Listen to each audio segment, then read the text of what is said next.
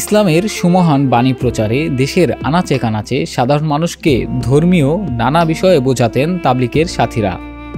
দলমত নির্বিশেষে তাদের কার্যক্রমে অনেকেই অংশ নিতেন। তাদের মধ্যে ছিল না কোনো দ্বন্দ্ব, বিদ্বেষ কিংবা গ্রুপ। কিন্তু কয়েক বছর আগে তাদের মধ্যে শুরু হয় দ্বন্দ্ব, সৃষ্টি হয় দুটি গ্রুপের। এর একটি জুবায়েরপন্থী হিসেবে পরিচিত, আরেকটি সাদপন্থী। 2018 সালে তারা প্রকাশ্যে সংঘর্ষে জড়িয়েছিলেন এবং তাতে একজন নিহত ও শতাধিক মানুষ আহত হয়েছিলেন। টঙ্গীর ইজতেমা মাঠ ও ঢাকার কাকরাইল মসজিদের নিয়ন্ত্রণ নিয়ে দুই পক্ষকে মুখোমুখি অবস্থানে দেখা গিয়েছিল। এবার ঘটল আরও ভয়াবহ ঘটনা। মঙ্গলবার টঙ্গীর তুরাগ তীরে অবস্থিত বিশ্ব ইজতেমা ময়দানের নিয়ন্ত্রণকে কেন্দ্র করে দুই পক্ষের সংঘর্ষে কমপক্ষে 4 জন প্রাণ হারিয়েছেন। সংঘর্ষে দুই পক্ষের প্রায় অর্ধশতাধিক সমর্থক আহত হয়েছেন। এর মধ্যে গুরুতর আহত বেশ কয়েকজনকে ঢাকা মেডিকেল কলেজ হাসপাতালে ভর্তি করে চিকিৎসা দেওয়া হচ্ছে বলে জানিয়েছে পুলিশ।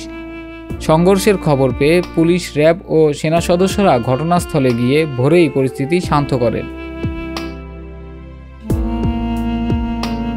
সংঘর্ষের এক পর্যায়ে মাওলানা জুবায়ের আহমেদের অনুসারীদের ধাওয়া দিয়ে ইজতেমা ময়দানের নিয়ন্ত্রণ নেন মাওলানা মোহাম্মদ সাদ কান্দলভির সমর্থকেরা। তাবলিগের দুই গ্রুপের এই হানাহানিতে ভুলণ্ঠিত হয়েছে মানবতা, ইসলামের সুমহান শিক্ষা। মতবিরোধ থাকলে তা আলোচনার মাধ্যমে সমাধান সম্ভব, ইসলামেও তাই বলা আছে।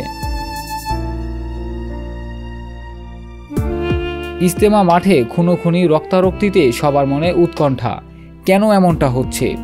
যে তাবলিগের সাথীরা ছিলেন অনেকের আদর্শ, তারা কেন এমন কর্মকাণ্ডে জড়ালেন?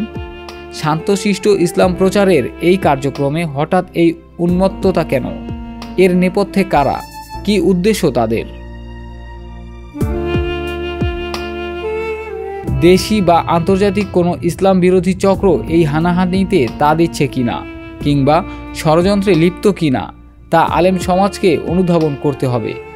তাবলিগের দুই গ্রুপকে আলোচনার মাধ্যমে বিরোধ মীমাংসা করতে হবে, তা না হলে অস্থিরতা, সংঘাত বাড়তেই থাকবে।